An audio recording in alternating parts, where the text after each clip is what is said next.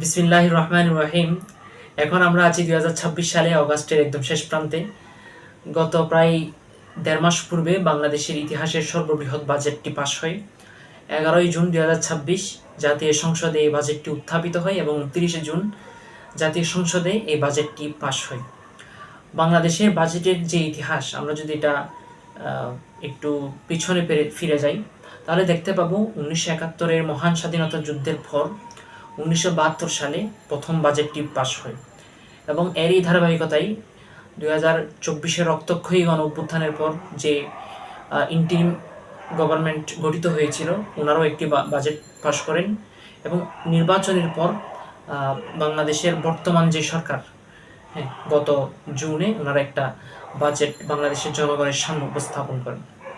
Interim গভর্নমেন্টের যে budget ছিল ওইটার আকার ছিল প্রায় 7,90,000 কোটি টাকা এবং বাংলাদেশের যে নবনির্বাচিত সরকার, ওনাদের যে বাজেট, হ্যাঁ, আমরা এখন যে ফিসক্যাল ইয়ারের মধ্যে আছি, এই বাজেটের আকার হচ্ছে 9,38,000 কোটি টাকা। তো বাংলাদেশের মানুষের একটা আশা আকাঙ্ক্ষা ছিল, উৎসাহ উদ্দীপনা ছিল এই বাজেট নিয়ে, যে যেহেতু দীর্ঘদিন পর বাংলাদেশের মানুষ তাদের ভোটের অধিকার ফিরে পেয়েছে এবং ভোটের প্রয়োগ করে একটা নতুন নির্বাচিত সরকার ওনারা গঠন করেছেন, ওনারা গঠনে সাহায্য করেছেন।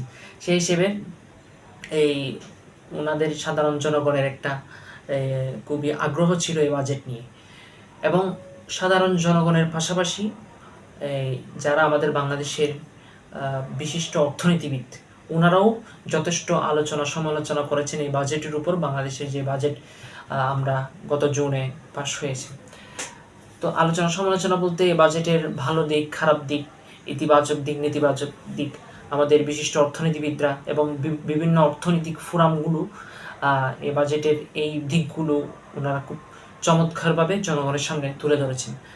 তো আজকে আমার মূলত বাজেট নিয়ে লম্বা আলোচনা আমার আলোচনার বিষয় নয়। মূলত আজকে আমি বাজেট নিয়ে কথা বলব কিছু, এবং আমার মূলত আলোচনার বিষয় হচ্ছে বাজেটের একটা ফাংশন নিয়ে, যে আমাদের বাংলাদেশের বাজেট ট্যাক্স ভ্যাট নির্ভর। এবং ট্যাক্স ভ্যাট নির্ভর বলতে আমাদের যে রাজস্ব, আমাদের যে রেভিনিউ আয় হয়, এর মধ্যে 88.5%ই আসে এই ট্যাক্স ভ্যাট থেকে, এবং এর অধিকাংশই আবার ট্যাক্স ভ্যাট থেকে আসলে এর বড় একটা অংশই আসে ভ্যাট থেকে। তো এই যে নির্ভরশীলতা, এই নির্ভরশীলতা কি, মানে এটা কি ভালো সাইন? এবং এই নির্ভরশীলতা কি কমিয়ে আনা যায় কিনা? মানে একটা জিনিসের উপর নির্ভরশীল হয়ে থাকা, হ্যাঁ, এটা তো মানে এটার অল্টারনেটিভ না থাকা, এটা কিন্তু খুব একটা ভালো সাইন নয়। কারণ আমি মনে করি আমি একজনের উপর নির্ভরশীল, তো যখন সে থাকবে না তখন আমি কিন্তু অকেজো হয়ে যাব। তো ঠিক তেমনিভাবে যখন ট্যাক্স ব্যাটের উপর একটা বাংলাদেশের বাজেটের সম্পূর্ণ রেভিনিউ 88.5% রেভিনিউ যখন এটার উপর নির্ভরশীল হয়ে থাকে, তখন এটা অবশ্যই চিন্তার বিষয়। তো আমাদের বিশিষ্ট স্কলার্স যারা আছেন, ওনারা বিভিন্ন এটা সম্পর্কে বিভিন্ন সলিউশন দিয়েছেন এবং উন্নত বিশ্বে কিভাবে এটা কাজ করে, এবং ভ্যাটের পাশাপাশি কীভাবে অন্যান্য অল্টারনেটিভগুলা অ্যাক্টিভ হয়, মানে রান করে, হ্যাঁ, আমাদের উন্নত বিশ্বের বিভিন্ন স্কলার, বিভিন্ন প্রজেক্ট কিন্তু আমাদের সামনে আছে। ওইটা নিয়ে আজকে আমার মূলত আলোচনা। তবে বাজেটের দিকে একটু যাই, যে এবারের যে বাজেট, এখানে ভালো দিক বলতে প্রথমে আমি ভালো দিকটা আলোচনা করছি, যে মানে 22% টোটাল যে বাজেট, এখানে 22% শিক্ষা এবং স্বাস্থ্য, এই দুই খাতে বাংলাদেশের সবচেয়ে গুরুত্বপূর্ণ স্বাস্থ্য খাত এবং শিক্ষা খাত, দুইটাই গুরুত্বপূর্ণ, কোনোটার চেয়ে কম নয়। তো বাংলাদেশের এই বাজেট, টোটাল যে বাজেট, এখানে 22% শিক্ষা এবং স্বাস্থ্য খাতের, মানে এই খাতের জন্য বরাদ্দ করা হয়েছে। তো এটা হচ্ছে এক নম্বর। অসংখ্য ভালো দিক, ইতিবাচক দিক আছে, অসংখ্য নেতিবাচক দিক আছে। আমি জাস্ট সংক্ষিপ্ত মূল পয়েন্টগুলো আলোচনা করব। তাহলে প্রথমটা হচ্ছে শিক্ষা এবং স্বাস্থ্য খাতে 22% বরাদ্দ। 2 নম্বর হচ্ছে কর মুক্ত আয় সীমা, প্রায় 4 লাখ পর্যন্ত, মানে একজন মানুষ, মানে তাকে ট্যাক্স পে করতে হবে না, কর মুক্ত আয় সীমা। এবং 2000 একটা পরিকল্পনাও দেওয়া হয়েছে, 2030-31 সালে এটাকে 5 লাখে উন্নীত করা হবে। এবং আরেকটা চমৎকার, যেটার প্রশংসা আমাদের অর্থনীতিবিদরা খুব চমৎকারভাবে করছেন, 3R যে ফ্রেমওয়ার্ক, এই রিকভারি, তারপর রিস্টোরেশন হ্যাঁ, রিকনস্ট্রাকশন, হ্যাঁ, ৩টা ফ্রেমওয়ার্ক এই সরকার ঘোষণা করেছে। তো এই ৩টা ফ্রেমওয়ার্কের খুব বেশি প্রশংসা আমাদের অর্থনীতিবিদরা করে। এই সমস্যাগুলা আমরা ফেস করতে পারি আমাদের অর্থনীতিবিদরা ধারণা করেছেন। এর মধ্যে হচ্ছে রাজস্ব আদায়ের যে বিশাল লক্ষ্যমাত্রা, এই যে বাজেট আমরা জুন মাসে আমাদের পাশ হলো, এখানে রাজস্ব আদায়ের যে বিশাল লক্ষ্যমাত্রা দেওয়া হয়েছে বাংলাদেশের পার্সপেক্টিভে, এটা মানে মোটামুটি বলা যায় এটা একটা অবাস্তব। হ্যাঁ, কারণ 6,95,000 কোটি টাকার একটা রাজস্ব আদায়। কারণ আমাদের যে মানে প্রসেস, এটা কিন্তু স্বচ্ছ এবং জবাবদিহিতামূলক নয়। হ্যাঁ, তো এই কারণে যদি এই রাজস্বটা নেওয়ার মানে সরকার যদি চায় এই স্ট্রিক্টলি এটা যদি হ্যান্ডেল করতে পারে তাহলে সম্ভব এই রাজস্বটা আদায় করা। কিন্তু স্ট্রিক্টলি যদি সব কিছু ওনারা এই মানে হ্যান্ডেল করতে না পারেন তাহলে এত বড় রাজস্ব আদায় করা সম্ভব নয়।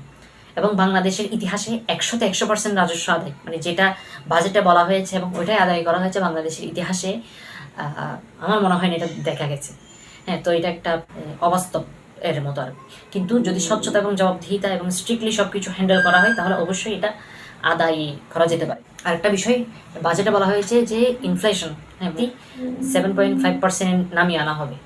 হ্যাঁ, এটা সম্ভব হতেও পারে, নাও হতে পারে। যদি আমাদের যে বাজার, হ্যাঁ, এবং এখানে যদি টাইম ওয়াইজ মানে এখানে যদি আমাদের যারা উচ্চ পদস্থ কর্মকর্তারা আছেন ওনারা যদি মনিটরিং করেন ঠিকভাবে তাহলে এটা সম্ভব।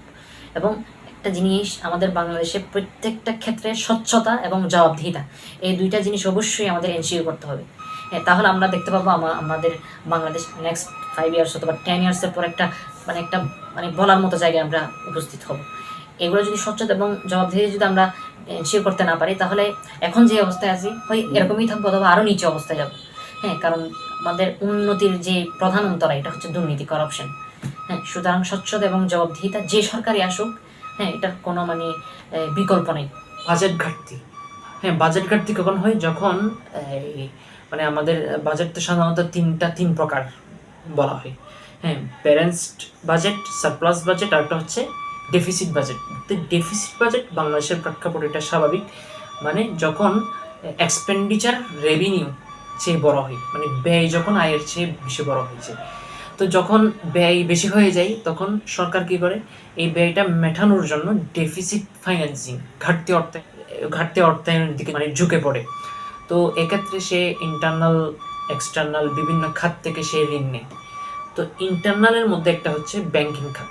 তো যখন সে ব্যাংকিং খাতে থেকে ঋণ নেয়, তো ব্যাংকিং খাত থেকে বেশি পরিমাণ ঋণ নেওয়ার কারণে তো অন্যান্য যে খাত, হ্যাঁ, তো ওদের ঋণের পরিমাণ কমে যায়। তো এটা বেসরকারি খাতগুলো তখন ক্রাউডিং আউট ইফেক্টের সম্মুখীন হয়। হ্যাঁ, তো এটা হচ্ছে নেতিবাচক দিক। তো বাংলাদেশের যারা ইকোনমিস্ট আছেন ওনারা এরকম কয়েকটা উল্লেখযোগ্য আশঙ্কার কথা বলেছেন বাংলাদেশের বাজেটের পর। তো মূলত আজকে আমি প্রথমে বলেছি যে আজকে আমার আলোচনা বাজেট নিয়ে নয়, আমি প্রথমত কর এবং ভ্যাটের যে নির্ভরশীলতা এটা নিয়ে আলোচনা করবো, এটাই হচ্ছে আজকে আমার আলোচনার মূল। হ্যাঁ, কিন্তু এর পূর্বে আমি কনভেনশনাল ইকোনমিক্স এবং ইসলামিক ইকোনমিক্স নিয়ে একটু আলোচনা করতে চাই, এবং একটা মূল আলোচনা করতে চাই, ইসলামিক ইকোনমিক্স কি এই যুগের সাথেও কি প্রাসঙ্গিক, নাকি ইসলামিক ইকোনমিক্স মানে ব্যাকডেটেড হয়ে গেছে। তো এই বিষয়টা নিয়ে আমি একটু টাচ করতে চাই। প্রথমত আমরা একটু কনভেনশনাল ইকোনমিক্সটা কি এটা আমাদের জানা দরকার। কনভেনশনাল ইকোনমিক্স বলতে আমরা যে গতানুগতিক ইকোনমিক্স অর্থনীতি আমরা বুঝি।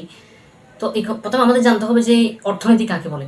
তো আমি গতানুগতিক বইয়ের সংজ্ঞা, হ্যাঁ, আমাদের প্রাচীন যারা অর্থনীতিবিদ ছিলেন ওনাদের সংজ্ঞা, এগুলো বলবো না, বরং আমি বাস্তবতার সাথে চেষ্টা করবো এটা বলার। প্রথমত অর্থনীতি কিন্তু অন্যান্য বিষয়ের মতো, অন্যান্য সাবজেক্টের মতো এই শ্রেণীকক্ষে এটা সীমাবদ্ধ এরকম কোনো সাবজেক্ট নয়, অথবা বইয়ের পাতার মধ্যে সীমাবদ্ধ এরকম কোনো সাবজেক্ট নয়, অথবা স্কুল কলেজ ইউনিভার্সিটির বাউন্ডারির মধ্যে সীমাবদ্ধ এরকম কোনো সাবজেক্ট নয়। বরং অর্থনীতি আমাদের জীবনের সাথে একদম খুব অঙ্গাঙ্গিভাবে জড়িত, এবং আমাদের প্রত্যেকটা মুভমেন্ট মানে এখানে যদি আমরা একটু সূক্ষ্মভাবে দেখি তাহলে এখানে আমরা অর্থনীতি দেখতে পাবো।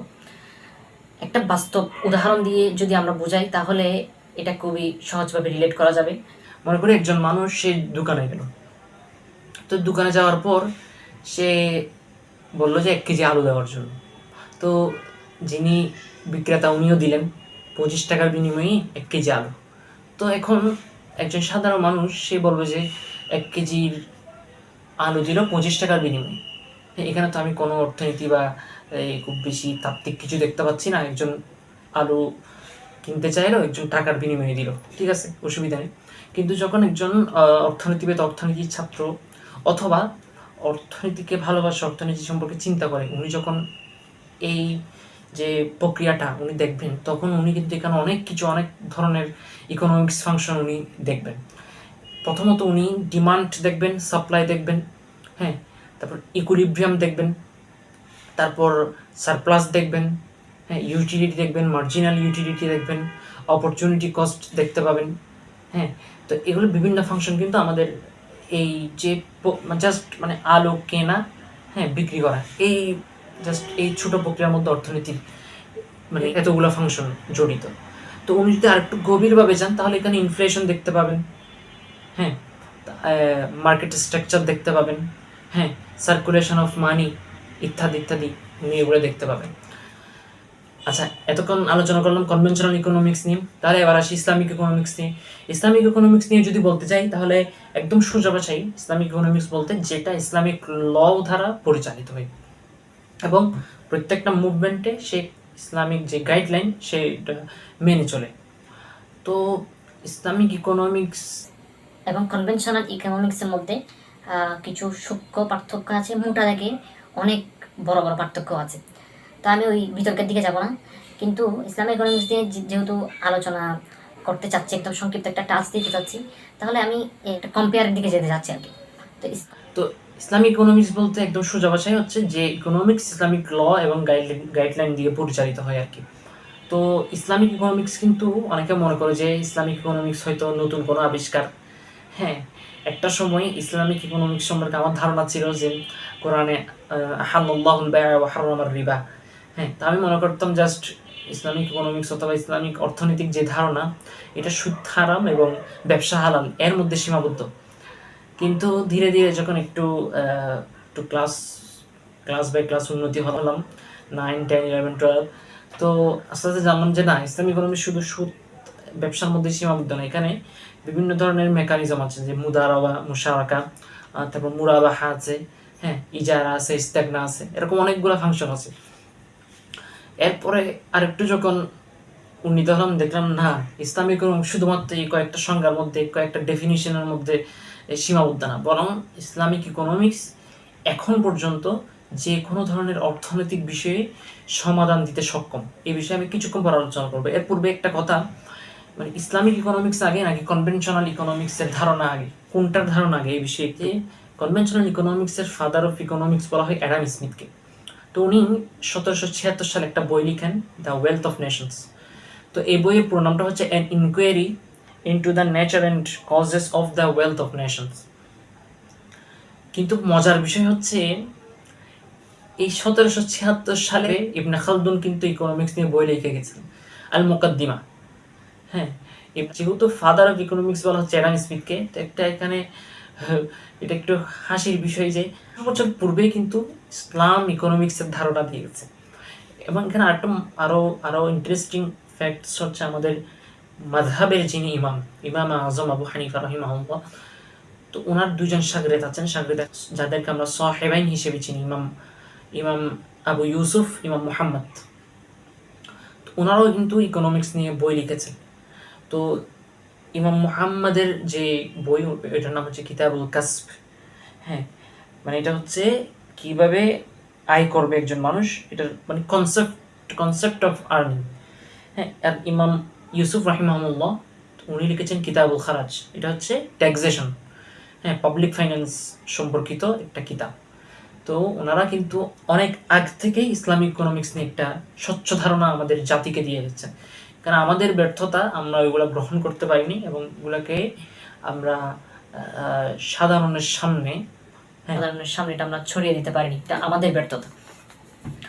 দ্বিতীয়ত আরেকটা কথা হচ্ছে, আল্লাহ হাবিব সাল্লাল্লাহু আলাইহি ওয়াসাল্লামের যে হাদিসে মুবারাকার কিতাবগুলো আছে, ওখানে কিন্তু কিতাবুল বুয়ু নামের কিছু অধ্যায় আমরা দেখতে পাবো। হ্যাঁ, এগুলো বেচা কেনা সংক্রান্ত অধ্যায়।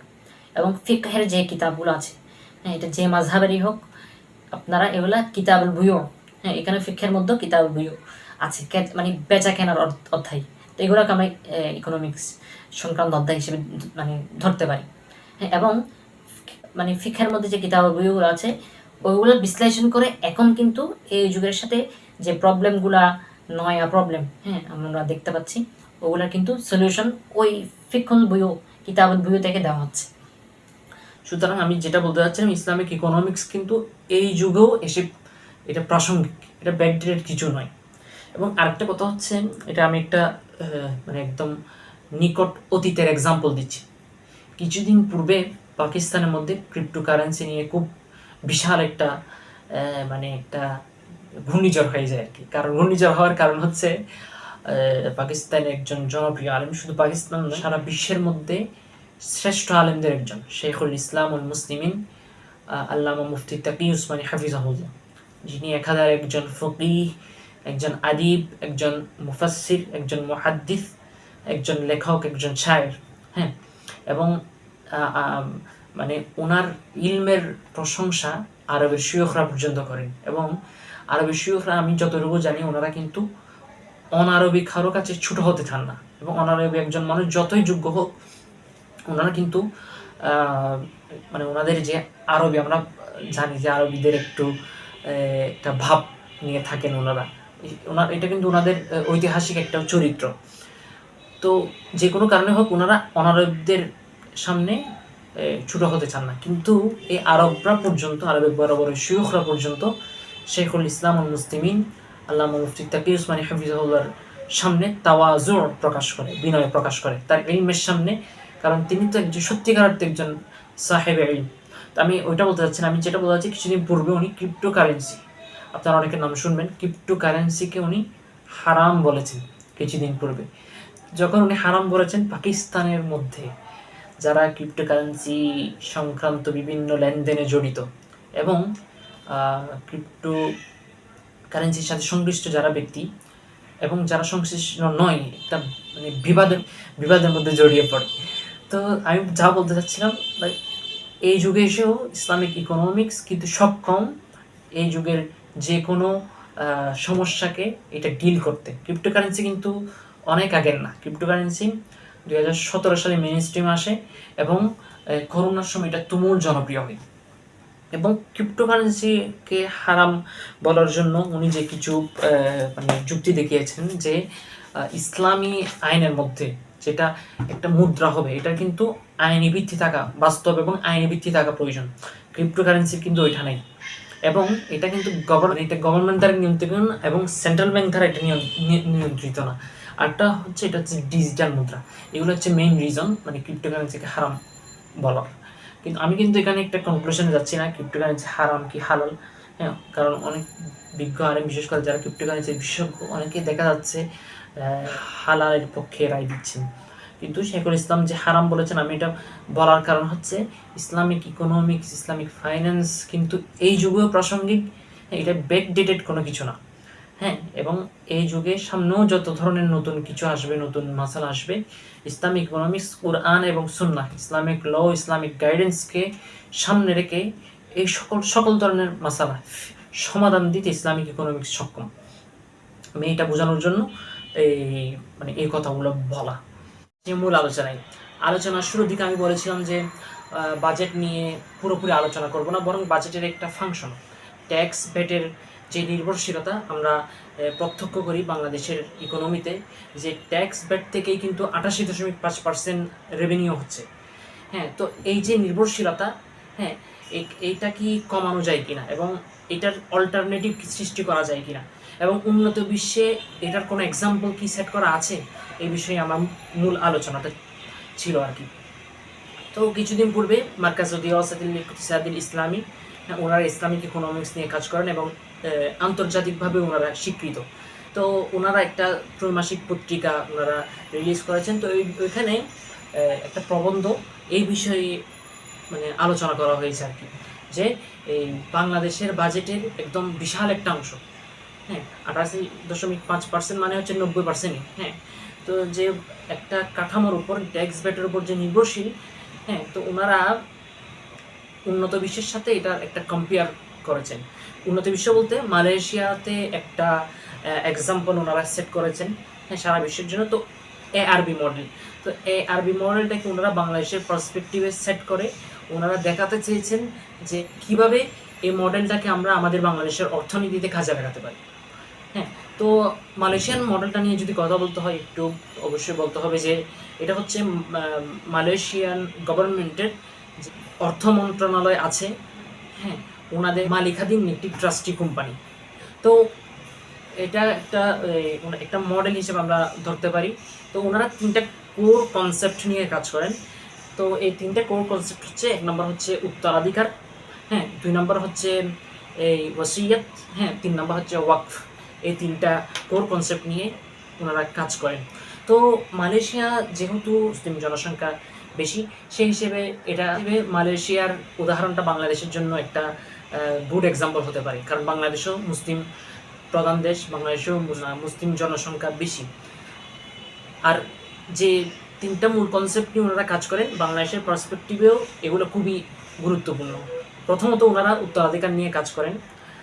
বাংলাদেশের পার্সপেক্টিভে আমরা যদি ARB মডেলটি সেট করি তাহলে আমরা দেখতে পাবো, সেট করার পূর্বে বাংলাদেশের যে বর্তমান হাল হাকিকত, বর্তমান অবস্থা, এটা দেখতে হবে আগে।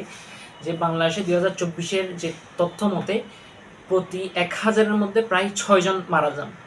তো এই 6 জনের সাথে প্রায় 9 থেকে 10 লাখ পরিবার কিন্তু ওনাদের সদস্যকে হারাচ্ছে। তো এই সদস্যকে হারানোর পর উত্তরাধিকার নিয়ে যে একটা বিশৃঙ্খল অবস্থার সৃষ্টি হয়। বিশেষ করে বাংলাদেশে আপনি যদি আইন আদালতে যান, আদালতে খুঁজলেন, তাহলে দেখা যাবে 20 থেকে 25 লাখ মামলা এখনও ঝুলে আছে। হ্যাঁ, এগুলো হচ্ছে সবগুলো উত্তরাধিকার মামলা। হ্যাঁ, মানে উনি একজন সদস্য মারা যাওয়ার পর ওনার যে উত্তরাধিকার, ওনার যে সম্পত্তি, এগুলো নিয়ে আত্মীয়, পাড়াপড়শি, বিভিন্ন ধরনের প্রবলেম। হ্যাঁ, তো এই প্রবলেমগুলোর কারণেই ওনার যে সম্পত্তি এগুলো কিন্তু অলস পড়া আছে। হ্যাঁ, এটাকে বলা হয় ফ্রোজেন অ্যাসেটস। তো তো এই যে এত বিশাল বিশাল সম্পত্তি এগুলো কিন্তু অলস পড়া আছে, এবং ন্যাশনাল ইকোনমিতে এই সম্পত্তিগুলো কোনো ধরনের আয় অথবা কোনো ধরনের সরকার এগুলোকে ইউজ করে যে কিছু একটা করবে, অথবা মানে এগুলো একদম অলস ফ্রোজেন অ্যাসেটস হিসেবে পড়া আছে, এগুলো দিয়ে কোনো কিছুই করা যাচ্ছে না। তো ARB মডেলে যেটা সলিউশন দিয়েছে যে 1 থেকে 2%, টোটাল ফির 1 থেকে 2% যদি ARB মডেল অথবা মানে সরকারের যে নিয়ন্ত্রিত ট্রাস্টি, হ্যাঁ, ARB মডেল অনুসারে করবে, ওনাদেরকে যদি 1 থেকে 2% একটা ফি দেওয়া হয়, এবং দেখা যাবে ওনারা অতি দ্রুত বাংলাদেশের যে মামলাগুলো এগুলো অতি দ্রুত ওনারা সমাধান করে দিবেন, এবং যে সম্পত্তিগুলো অলস পড়া আছে, হ্যাঁ, এগুলা ওনাদের মানে যাদের প্রাপ্য, ওনারা এই সম্পত্তিগুলো বুঝে নিয়ে ওনারা ওনাদের অ্যাক্টিভিটিস যা যা করার দরকার, হ্যাঁ, এটা করবেন। তখন ওনারা আয় করবেন, ব্যয় করবেন, এটা ন্যাশনাল ইকোনমিতে একটা এফেক্ট ফেলবে আর কি। অন্যদিকে 1-2% যে ফি, এটা কিন্তু বাংলাদেশের যে বাজেট স্ট্রাকচার মোটা থেকে 2 ভাগে বিভক্ত, রেভিনিউ, ট্যাক্স, নন ট্যাক্স রেভিনিউ। তো এটা কিন্তু ট্যাক্স রেভিনিউতে যোগ হবে না, কারণ আমরা কিন্তু ট্যাক্সের অল্টারনেটিভ নিয়ে আলোচনা করছি। তো সেই হিসেবে এটা নন ট্যাক্স রেভিনিউতে যোগ হবে। এটার পরিমাণ কিন্তু হাজার হাজার কোটি টাকা। হ্যাঁ, এই পরিমাণটা কিন্তু ছোটো নয়। সুতরাং যখন আমরা উত্তরাধিকারের বিষয়টা যখন একটা প্রসেসের মধ্যে নিয়ে আসবো, তাহলে কিন্তু এখান থেকে হাজার হাজার নন ট্যাক্স রেভিনিউ আয় করা সম্ভব। এটা হচ্ছে ARB মডেলের একটা সলিউশন। 2 নম্বর হচ্ছে ওসিয়ত। এটা হচ্ছে একজন মানুষ, সে মানে ওসিয়তের পুরো প্রক্রিয়াটাকে ARB মডেল এটা ডিজিটালাইজেশন করা হবে, এবং একজন মানুষ উনি এখানে রেজিস্ট্রেশন করবেন এবং উনি ওসিয়ত করে যাবেন। এটা কিন্তু পুরোটাই কিন্তু গোপন থাকবে। হ্যাঁ, এবং এখানে মানে গোপনীয়তা থাকবে এবং নিরাপত্তা থাকবে, যে এটা কোনোভাবে ফ্লাশ হবে না আর কি। এবং উনি এখানে ওসিয়ত করে যাবেন যে ওনার মৃত্যুর পর ওনার সন্তানরা এতটুকু পাবে, এবং অমুক দাতব্য সংগঠন, হ্যাঁ, অথবা অমুক যে কোনো সংস্থা, হ্যাঁ, যেটা সমাজের কল্যাণে, রাষ্ট্রের কল্যাণে, অথবা ধর্মীয় কোনো মাদ্রাসা, মসজিদ, হ্যাঁ, এখানে উনি আমার সম্পত্তি টোটাল এত ভাগ এখানে চলে যাবে। হ্যাঁ, তো যখন ওসিয়তটাকে ডিজিটালাইজেশন করা হবে ARB মডেলে, তখন দেখা যাবে এই ওসিয়তের কারণে যে বিশৃঙ্খল অবস্থা আমাদের সমাজে, কারণ এটা হচ্ছে প্রথমত এটা গোপনে, ওসিয়তটা গোপনে করা হয়, অনানুষ্ঠানিক প্রক্রিয়ায় করা হয়। এই কারণে দেখা যাচ্ছে ব্যক্তির মৃত্যুর পর এক বিশৃঙ্খল অবস্থার সৃষ্টি হচ্ছে, যা খুবই মানে নিন্দনীয়। তো যখন ওসিয়তটাকে ডিজিটালাইজেশন করা হবে এবং ওনার মৃত্যুর পর এই ট্রাস্টি বোর্ড ARB মডেলে ওনার সম্পত্তিটার নিয়ন্ত্রণ নিয়ে উনি যেভাবে ওসিয়ত করেছেন ঠিক সেভাবে সুষ্ঠু বন্টন করবে। তাহলে দেখা যাবে ওসিয়তের একটা মানে যে সমস্যা রাষ্ট্রীয়ভাবে সামাজিকভাবে দখল এগুলা কিন্তু একদম ফিনিশ হয়ে যাবে। 3 নাম্বার হচ্ছে ওয়াকফ। দেখা যাচ্ছে বাংলাদেশের যারা ধনাঢ্য ব্যক্তি ওনারা মৃত্যুর আগে অথবা যে কোনো সময় আর কি ওনাদের সম্পত্তির নির্দিষ্ট একটা অংশ মসজিদ, মাদ্রাসা, দাতব্য সংগঠন ইত্যাদি ইত্যাদির জন্য ওনারা এটা ওয়াকফ করে দেন।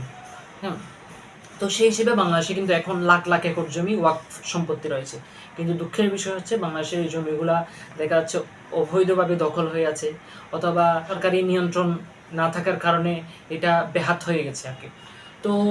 তো ARB মডেলে ওয়াকফ পদ্ধতির যে জমিগুলো আছে এটার সরকার এটার নিয়ন্ত্রণ নিবে এবং এখানে ব্যবসা প্রতিষ্ঠান, শপিং মল, হাসপাতাল, তারপর বিভিন্ন মানে যেটা সমাজের জন্য কল্যাণকর এরকম কিছু একটা এখানে স্থাপন করবে এবং এখান থেকে যে রেভিনিউ হবে ওইটা একটা অংশ সরকারি কোষাগারে নন ট্যাক্স রেভিনিউতে যাওয়া হবে এবং আরেকটা অংশ সমাজের যারা গরিব মানুষ, সমাজের যারা দুস্থ মানুষ আছেন অথবা সমাজের যে কোনো কল্যাণকর কাজের জন্য, যেমন রোডের সংস্কার, হ্যাঁ, তারপর ব্রিজ সংস্কার ইত্যাদি ইত্যাদি, এগুলোতে এই রেভিনিউটা কাজে লাগানো যাবে।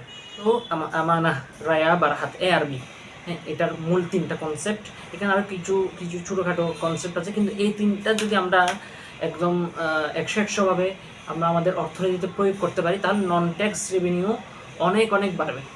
যেমন উত্তরাধিকারে আমরা যদি 1-2% যে ফিটার কথা, এটা কিন্তু হাজার কোটি টাকা আয় হবে এবং ট্যাক্স পেডের উপর যে নির্ভরশীলতা এটাও অনেকাংশে কমে যাবে। কিন্তু একটা বিষয় আমি কিছুক্ষণ আগেও বলেছি যে আমাদের অবশ্যই প্রত্যেকটা প্রজেক্টে, প্রত্যেকটা প্রকল্পে আমাদের স্বচ্ছতা এবং জবাবদিহিতা এনশিওর করতে হবে, নিশ্চিত করতে হবে। আজকের আলোচনা এতটুকুই। আসসালামু আলাইকুম ওয়া রাহমাতুল্লাহ।